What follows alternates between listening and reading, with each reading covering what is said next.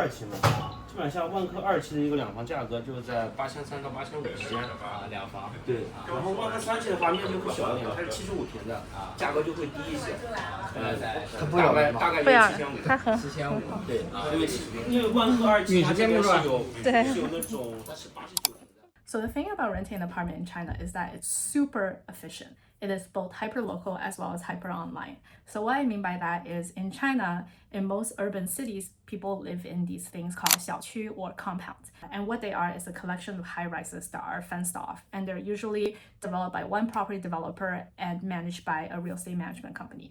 It will have its own security, it will have its own cleaning services. So like how in New York or in other cities in North America, you pay a condo management fee, here you pay a compound management fee. How it works when you want to find an apartment in China is instead of going to a broker and then reserving for all these individual apartments, what you do is you kind of figure out which region or area of the city you want to live in, and all you have to do is like go to that compound and they will literally have signs on the street that shows you the units that are available for sale and rent as well as the price, so you can very quickly get a gauge in terms of the number of square feet, the number of rooms, as well as the price range that the compound is in and whether or not that fits your budget. And the other thing you can do is most of these compounds, what they will have is a real estate agency that's right underneath, and they will have a bunch of realtors in there that are just kind of sitting around idle and they're waiting for foot traffic. So you can go into one of these, ask them to see available apartments that's within that compound. And usually they will have the keys readily available and they will show it to you on the spot. So there is no reservation required.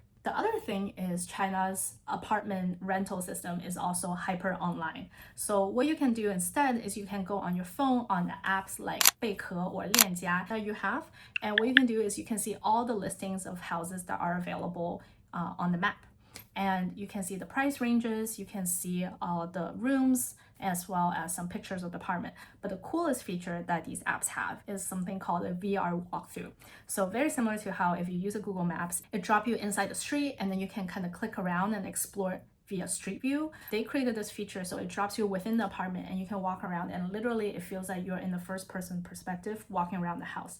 And this has been super convenient and a lot of people use this to save time from actually physically going to a house to check it out. So combined with this VR walkthrough feature as well as this online repository of apartments, it really saves you time from going individual to each house and figure out whether or not you might like it. Or a lot of times when we go into a compound and to the physical location, the real estate agent that's there will literally go onto these websites and show us a VR walkthrough of the apartment and figure out if we might be really serious about signing it, then they will show it to us to save both them and us time from doing all these really exhausting physical apartment. So yeah, I will show you a little bit about what that looks like today. It's officially day 1 in China. Let me show you my view. It's so beautiful. And I think the plan is for today, we're gonna go out, grab some lunch with my boyfriend's parents. We're trying to figure out where we want to rent in China. So we're gonna go, if we have time, to see a few houses and I'll take you guys with me so you guys can see what kind of housing options are available in China.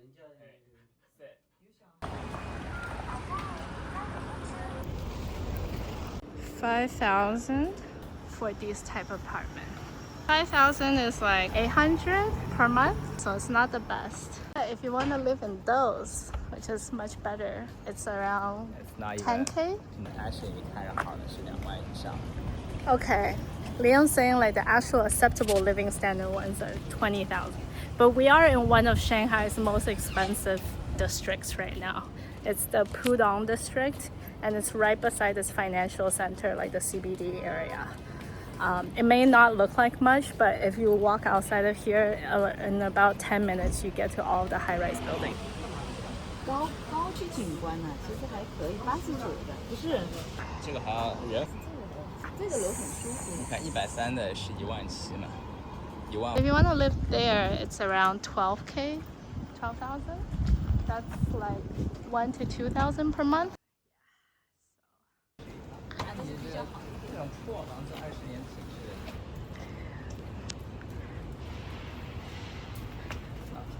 It's too bad, but it doesn't say the price. So we exit there, and then now we are in the expensive area. All the malls.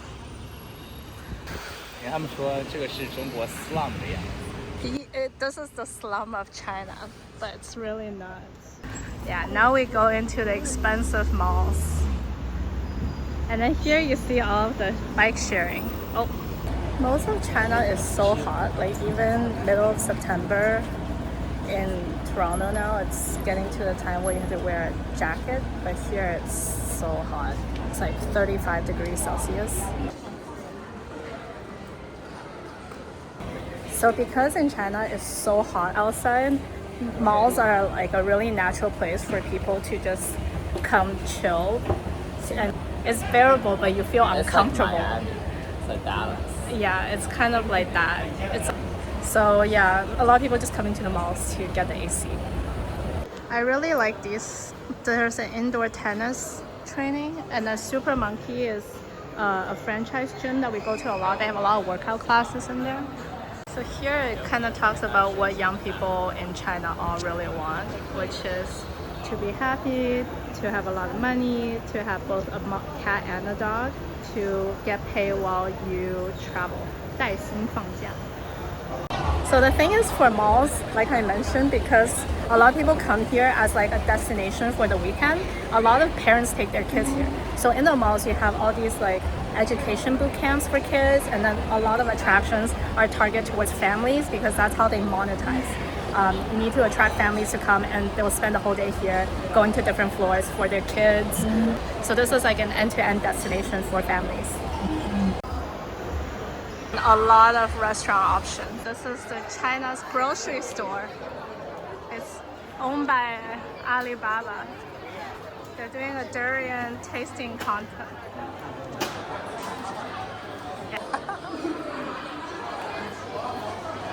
Yeah, this is called the Hippo Market. It's like equivalent to Whole Foods because Whole Foods is owned by Amazon and this one is owned by Alibaba.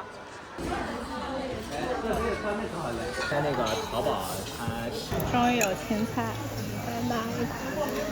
We are heading to our car to pick it up. We'll show you the new electric car, and then we're gonna go take our dog out and go see some apartments. Neil's known for this guy. He's 嗨， a 老米 little...，开出停车场。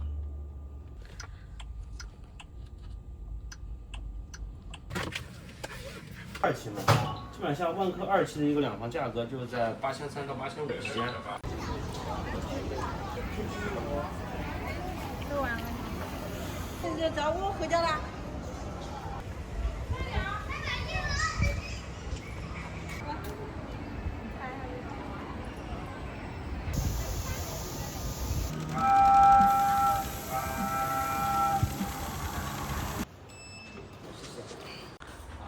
什么时候挂出来？钱的。对，那你签那个。OK。这里商场能够直接过去吗？还是？可以直接过去的，不用淋雨。但是你在手机里面。对。Bedroom 1. Bedroom 一个洗手间。对。I see. 然后最后这是一个主卧。2 bedroom. OK。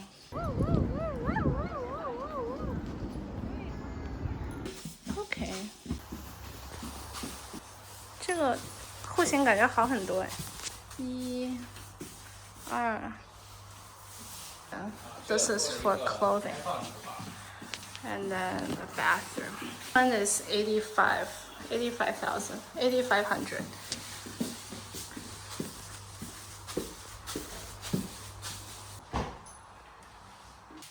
Yeah, 它最好的 view 在这个挂衣服的房间。期的是在7300。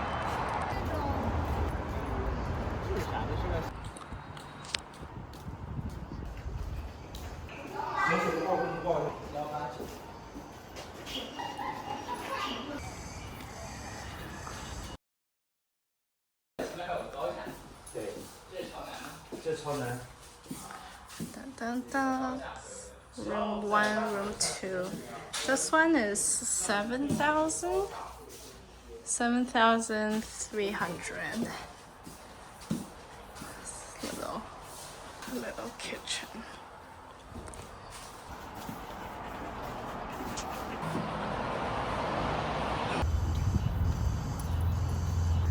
Yeah, we're going into more of like a apartment co-living space now.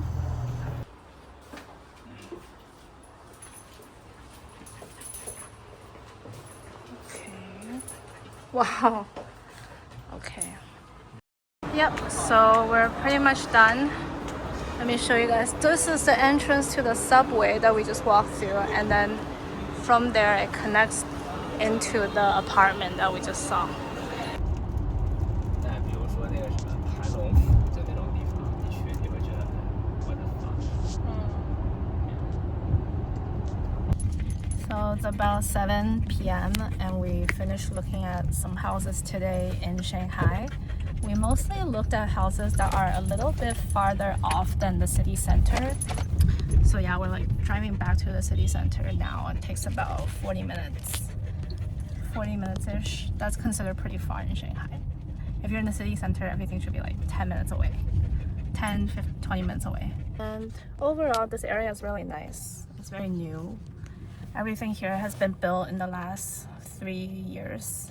So most of them have been built during COVID period. And there's just so many families living here now, a lot of schools.